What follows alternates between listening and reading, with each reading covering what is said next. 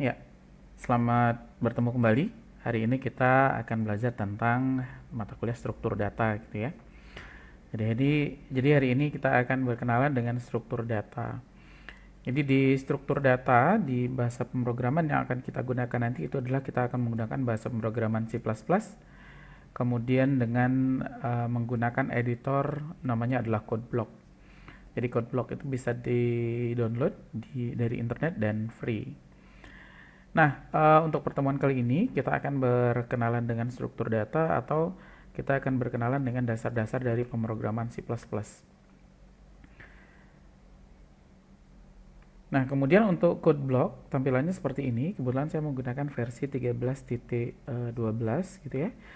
Jadi silakan di-download dulu mungkin bagi yang belum punya. Kita akan belajar dengan code blocks. Kalau misalkan selain code blocks, kita juga punya alternatif namanya adalah dev cpp. Begitu ya. Nah, di dalam bahasa pemrograman C++ kita punya kerangka pemrograman bahasa C++, yaitu di sini yang pertama adalah kita menggunakan include iostream.h, atau lebih baiknya kita langsung saja mencoba dengan menggunakan code block gitu ya. Jadi di sini kita buat file new, kemudian kita pilih yang namanya empty file. Jadi kita tidak menggunakan project ya, biar tidak terlalu susah. Jadi kita menggunakan empty file, atau teman-teman juga bisa menggunakan yang ada di sini new file, gitu ya. Kemudian ketemunya adalah empty file. Nah, kemudian file di sini ini saya simpan dulu. Filenya saya simpannya dengan nama adalah misalkan saya buat nama struktur data begitu ya. Kemudian saya isi dengan nama filenya adalah perkenalan.cpp. Jadi kita menggunakan ekstensi adalah .cpp. Kalau .c itu berarti nanti kita menggunakan bahasa C di dalamnya, gitu ya. Oke, kemudian disimpan perkenalan.cpp-nya. Nah, kemudian untuk kerangkanya, jadi di sini saya menggunakan tanda pagar. Oke, tanda pagar include ini ya, iostream, kemudian ada using namespace std, kemudian ada int main, kemudian di sini ada return null. Oke. Di sini kita menggunakan include iostream gitu ya. Jadi ada input output stream. Ini adalah header file, disebut dengan header file karena kita akan menggunakan yang namanya cin dan cout. Gitu ya. Jadi kita menggunakan yang namanya iostream. Selain iostream, kita juga punya header yang lain, yaitu ada stdio, yaitu adalah standar input output. Kemudian ada juga yang disebut dengan stdlib, standar library. Kemudian ada juga yang namanya adalah string atau juga cstring juga ada. Nah, itu adalah header-header yang sudah dimiliki oleh C++ sehingga kita tinggal menggunakan fungsi yang dimiliki oleh C++ gitu ya. Kemudian di sini kita menggunakan using namespace std. Using namespace std ini maksudnya adalah kita menggunakan penamaan yang standar dalam bahasa pemrograman C++ gitu ya. Kemudian di sini ada int main. Maksudnya int main ini adalah saya punya tipe data kembaliannya adalah int. Tipe data kembalian ini akan berhubungan dengan kata return yang ada di bawah. Jadi kalau misalkan kita menggunakan int di sini, maka di sini harus ada return yang tipenya juga adalah int. Begitu ya. Untuk main di sini ini menyatakan bahwa fungsi ini adalah fungsi utama dari program yang kita buat. Jadi ketika nanti programnya dijalankan, maka fungsi ini yang akan dieksekusi oleh programnya. Nah, kemudian untuk area kerjanya ini ada kurung kurawal buka dan kurung kurawal tutup yang menandakan bahwa area ini itu adalah area dari int main atau main function. Begitu ya. Jadi ini adalah kerangka untuk bahasa pemrograman C++. Jadi kalau saya perbesar tampilannya seperti ini. Jadi include iostream itu harus ada jika kita menggunakan c-in c-out nanti, begitu ya. Oke. Nah, kemudian ini this is outputs hello world to the terminal gitu ya. Jadi kalau misalkan ada slash 2 kali seperti ini, bahwa itu disebut dengan komen atau komentar begitu ya. Jadi komentar ini tidak akan dieksekusi oleh program. Nah, di sini kalau misalkan kita menggunakan iostream.h, kebetulan di code block kita tidak menggunakan .h. .h itu menyatakan adalah header file. Tapi ketika dulu gitu ya, kita menggunakan yang namanya .h atau header file. Nah, kemudian di sini ada perintah untuk menampilkan sesuatu. Jadi cout, misalkan di sini saya sampaikan selamat datang begitu ya. Nah, selamat datang ini itu atau disebut dengan pernyataan atau perintah. Jadi saya mengucapkan selamat datang begitu. Jadi karena di sini ada cout ini menandakan dia adalah dicetak, cout gitu ya. Karena dia ada outnya, berarti dia keluar. Kemudian di sini juga arah segitiganya seperti ini. Ini juga menandakan bahwa dia adalah keluar. Kalau arah tanda pandahnya seperti ini, maka dia nanti pasangannya adalah c-in. Berarti kita menerima input. Jadi si programnya nanti akan menerima input. Berarti kalau seperti ini adalah mencetak, gitu ya. Nah, kemudian untuk melakukan eksekusi programnya, di sini ada yang namanya build, gitu ya. Build-nya ini adalah untuk compile. Kemudian yang di sini adalah untuk run. Kemudian yang di sini adalah build and run. Jadi di compile kemudian dijalankan. Boleh juga teman-teman menggunakan yang namanya build di sini. Build-nya ini ada Ctrl F9 untuk shortcut-nya. Gitu ya. Kemudian ada run. Ctrl F10, kemudian ada build and run, itu F9 gitu ya. Jadi kita bisa menggunakan tombol-tombol yang ada di sini ataupun yang ada di menu build. Oke, saya compile terlebih dahulu. Kemudian di bagian bawah di sini itu biasanya ada tampilan untuk build log-nya. Jadi ada log-nya gitu ya, build log-nya. Jadi di sini ada 0 error, 0 warning, kemudian 0 minutes, 0 second. Jadi karena programnya kita sedikit banget memang ya, dan ini di sini sudah tidak ada error, tidak ada warning. Kemudian di sini kita tinggal dijalankan. Oke, ada tulisan selamat datang. Begini hasilnya. Kemudian kita tekan saja tombol apapun, maka dia akan keluar dari aplikasi yang kita buat. Jadi ini digunakan untuk cout atau menampilkan sesuatu sesuai dengan yang kita tulis dalam sini. Nah, di sini tanda petik di sini menandakan bahwa ini adalah sebuah string atau kata atau kalimat begitu ya. Karena di sini saya menggunakan tanda petiknya adalah 2 kali. Oke. Nah, kemudian ini adalah kerangka dari program C++. Yang berikutnya, ketika nanti kita membuat sebuah program, ada yang disebut dengan variabel.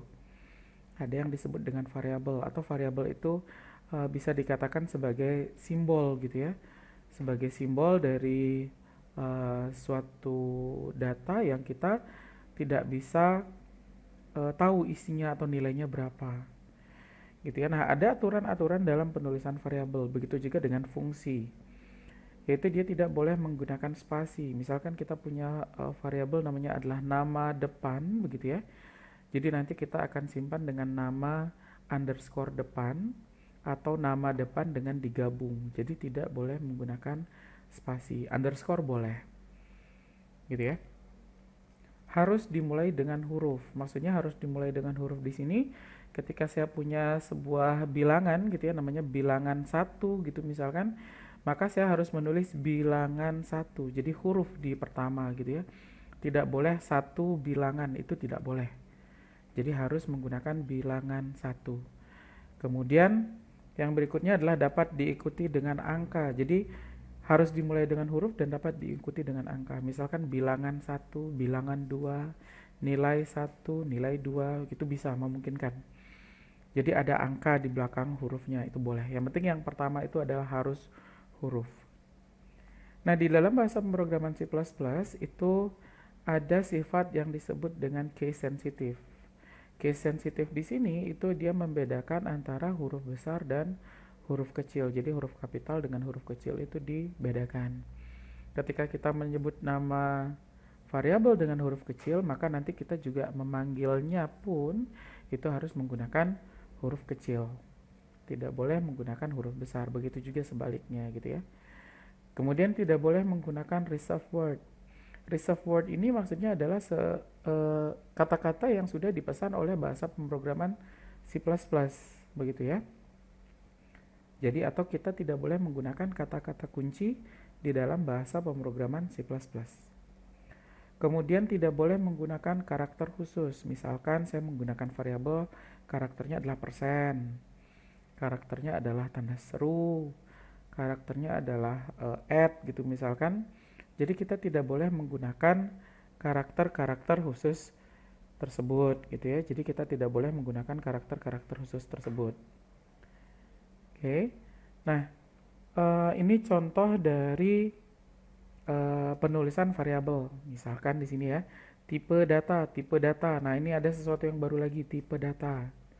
Kemudian di sini ada nama variabelnya. Nah, ini nama variabel yang tidak menggunakan spasi. Jadi, di sini variabelnya tidak menggunakan spasi. Nah, ini juga ada contohnya ketika kita menggunakan yang namanya first number, second number. Ini tipenya adalah int namanya. Kemudian ada juga yang namanya adalah text rate.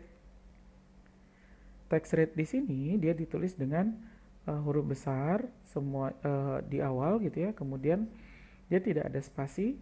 Kemudian di sini ada float. Float ini adalah tipe datanya. Kemudian ini adalah nilainya 0,06f. F ini menyatakan bahwa dia float. Gitu ya. Kemudian ada char. Char ini adalah karakter atau char satu huruf gitu ya. Nama variabelnya namanya adalah letter. Di sini adalah nama variabel. Ini variabel, ini juga nama variabel. Nah, kemudian yang di sini ini adalah nilainya gitu ya. Oke, di sini nilainya adalah huruf A. Nah, kemudian tadi kita mengenal yang namanya tipe data gitu ya, berhubungan dengan halaman berikutnya. Tipe data di sini itu sama dengan analogi kita di manusia, itu adalah sebuah huruf. A itu adalah sebuah huruf. Kemudian 5 itu adalah sebuah angka gitu ya. Sama seperti halnya dengan bahasa manusia tadi. Nah, ketika kita menggunakan bahasa pemrograman, program itu pun perlu yang namanya ini variable first number ini angka atau huruf. Jadi ketika kita menggunakan int first number, maka first number itu adalah sebuah angka, gitu ya. int second number, berarti second number itu adalah sebuah angka juga. Kemudian misalkan char itu adalah satu huruf gitu ya. Kalau misalkan dua huruf dia bukan char. Dan tandanya di sini adalah dia menggunakan tanda petik 1 untuk char. Jadi tidak boleh menggunakan tanda petik 2 untuk char gitu ya. Char ini berasal kata dari karakter. Karakter itu adalah satu huruf menggunakan menggunakan tanda petik 1. Ini adalah untuk char atau karakter. Nah, kemudian ada floating point data types. Floating point itu gimana? Floating point itu adalah yang menggunakan tanda koma. Tipe datanya itu biasanya adalah kita menggunakan float, kita menggunakan double gitu ya. Kita menggunakan double. Nah, ini adalah tipe-tipe data yang disebut dengan tipe data primitif. Ini adalah tipe data yang bisa kita gunakan di dalam bahasa pemrograman C++. Ini tipe data primitifnya. Nah, kemudian yang paling bawah ini apa? Yang paling bawah ini adalah tipe data class. Tipe data class itu adalah tipe data yang kita buat sendiri. Misalkan kita buat tipe data namanya string. Kebetulan di C++ sudah disediakan tipe data yaitu tipe data string dengan penulisannya adalah huruf kecil seperti ini. Gitu ya. Kemudian bisa juga kita membuat tipe data namanya adalah mahasiswa. Tipe data namanya adalah kampus. Itu memungkinkan sekali. Gitu ya. Jadi ada tipe data primitif yang di sini, kemudian ada tipe data yang kita bentuk atau tipe data bentukan atau tipe data kelas. Gitu ya. Nah, perbandingannya ini adalah yang menggunakan tipe data integer. Integer itu memori yang digunakan adalah 4 bytes. 4 bytes. Kemudian kalau sort ada namanya sort int gitu ya. Sort int itu adalah 2 bytes. Kemudian ada long int, di sini biasanya kita menulisnya adalah long int gitu ya. Ini adalah 4 bytes. Kemudian kalau float itu adalah 4 bytes, double 4 bytes. Nah, di sini perbedaan antara float dengan double. Float itu memiliki range-nya adalah 10 pangkat min 38 sampai 10 pangkat 38. Jadi 38 ada nolnya gitu ya. Jadi seperti itu. Ini range-nya dari float. Nah, sedangkan double ini dia menggunakan 8 bytes memori, sama-sama floating point. Sama-sama bisa untuk bilangan desimal, tetapi si double ini dia menggunakan 8 bytes memori, kemudian untuk nilainya itu 10 pangkat min 308 sampai 10 pangkat 308. Ini kira-kira segini ya angkanya. Nah, kemudian bisa juga dicampur dengan long double gitu ya. Tadi ada long int, di sini juga kita bisa menggunakan yang namanya long double gitu ya. Dan long double itu dia menggunakan 10 bytes memori, kemudian di sini adalah 10 pangkat min 4932 sampai dengan 10 pangkat 4932. Jadi banyak banget angkanya gitu ya yang long double. Gitu. Jadi di sini adalah yang disebut dengan tipe data. Misal kita balik lagi ke contoh programnya. Kita punya yang namanya int gitu ya. Int nilai. Itu sama dengan 8 misalkan. Nah, pada saat proses atau baris ketujuh, ini disebut dengan proses inisialisasi. Kenapa? Karena saya mengenalkan sama programnya. Hai program, saya punya variabel nilai ya. Dia tipenya adalah integer. Kemudian isinya adalah 8. Ini disebut dengan inisialisasi karena kita memberikan nilai awal. Nah, kalau misalkan dia nama variabel hanya disebutkan saja dengan contoh seperti ini, int nilai, maka ini disebut sebagai deklarasi. Jadi ada deklarasi, ada inisialisasi. Gitu ya. Nah, kemudian saya coba dengan nama inisialisasi ya, dengan proses inisialisasi. Kemudian di sini saya cout. Cout nilainya yang saya keluarkan. Begitu ya, ketika dieksekusi atau langsung eksekusi kemudian dijalankan gitu ya. Di sini tidak ada error, jadi yang keluarnya adalah 8. Sesuai dengan apa yang kita masukkan. Kalau di sini 12 gitu misalkan, ya di sini pun juga akan keluar 12. Begitu. Jadi ini disebut dengan tipe data. Kalau misalkan char bagaimana? Kalau misalkan char, misalkan char huruf gitu ya. Char huruf itu sama dengan A, jadi kita harus menggunakan tanda petik 1. Kemudian cout-nya adalah huruf. Seperti ini, gitu ya. Kemudian kita coba jalankan.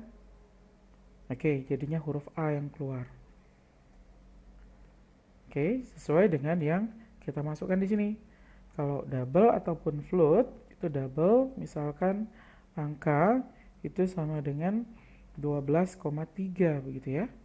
Jadi di sini pun kalau saya misalkan keluarkan angka, maka di sini dia akan nampil 12,3. Jadi di sini komanya itu menggunakan tanda dot ya, sesuai dengan standar internasional. Jadi dia tanda koma itu menggunakan dot. Oke. Jadi ini adalah isi dari integer main. Jadi yang perlu diubah-ubah nanti yang ada di dalam int main. Yang atas dan yang bawahnya nggak perlu, biarin aja dulu. Oke. Nah, kemudian kalau misalkan saya mau menerima masukan dari user, bagaimana caranya? Jadi misalkan saya punya int nilai gitu ya. Kemudian kita tidak perlu memberikan nilai di awal karena kita akan menerima masukan dari user. Nah, kemudian cout gitu ya. Kemudian di sini masukkan nilai. Oke. Kemudian di sini saya berikan tanda titik koma. Kemudian saya terima masukannya, bagaimana caranya? Namanya adalah cin. Begitu ya. Cin di sini adalah nilai. Jadi variabel yang akan dimasukkan. Jadi masukkan nilai. Oh ya, berarti saya akan masukkan nilai. Berarti nilai ini akan masukkan isinya berapa. Kemudian ketika di sini saya keluarkan cout, saya beri tanda petik ya, nilainya adalah, kemudian di sini saya isi dengan nilai. Jadi biasanya nilai atau variabel dipisahkan dengan stringnya dengan tanda adalah yang ada di sini, gitu ya. Nah, ENDL di sini, ENDL ini maksudnya adalah endline. Endline ini nanti akan membuat sebuah baris baru, begitu ya. Ketika saya jalankan misalkan programnya, di sini akan meminta masukkan nilai sesuai dengan yang ada di sini. Kemudian misalkan saya masukkan 5. 5 yang akan saya masukkan ini ketika saya enter dia akan masuknya kemana? Masuknya ke dalam variabel nilai. Kemudian dari variabel nilai di sini akan ditampilkan nilainya adalah nilai. Oh, nilainya adalah 5 berarti. Sehingga di sini yang akan kelihatan adalah nilainya adalah 5. Begitu ya. Jadi saya enter, nilainya adalah 5. Bagaimana kalau misalkan angkanya angka yang lain? Gitu ya, angkanya adalah angka yang lain. Misalkan saya masukkan 20 gitu ya. Jadi di sini masukkan nilai. Oke, sudah masuk nih nilainya. Jangan lupa titik komanya ya. Kemudian nilainya sudah diterima, nilainya adalah 20 berarti. Nilainya adalah 20. Sesuai dengan apa yang dimasukkan. Begitu ya. Nah, kalau string bagaimana? Kalau string itu misalkan kita nulisnya adalah string nama begini ya. Kemudian cout, masukkan nama. Kemudian di sini kita perlu memasukkan namanya siapa begitu ya. Jangan lupa untuk titik koma di setiap barisnya. Cin berarti nama. Ini. Kemudian cout, nama yang dimasukkan, gitu ya. Jadi di sini saya isi dengan nama. Kita menggunakan nama yang pendek dulu biar tidak terlalu rumit. Jadi di sini masukkan nama Komang. Jadi nama yang dimasukkan Komang sesuai dengan yang ada. Begitu ya. Jadi itu yang dimasukkan. Nah, kalau misalkan kita menggunakan getLine, kemudian di sini getLine-nya dapatnya dari mana? Nanti dari cin, kemudian variabelnya adalah nama, begitu ya. Jadi getLine, kemudian ada cin, dari cin nanti saya ambil gitu ya, kemudian ada namanya. Jadi ketika saya compile, di sini tidak ada error, kemudian saya lanjutkan, saya jalankan gitu ya, masukkan nama, misalkan saya masukkan adalah Komang Rinarta, sehingga di sini yang keluar adalah nama yang dimasukkan Komang Rinarta. Jadi seperti ini kira-kira untuk proses input dan output yang sederhana dalam bahasa pemrograman C++. Jadi kita lanjut lagi nanti di materi berikutnya. Terima kasih.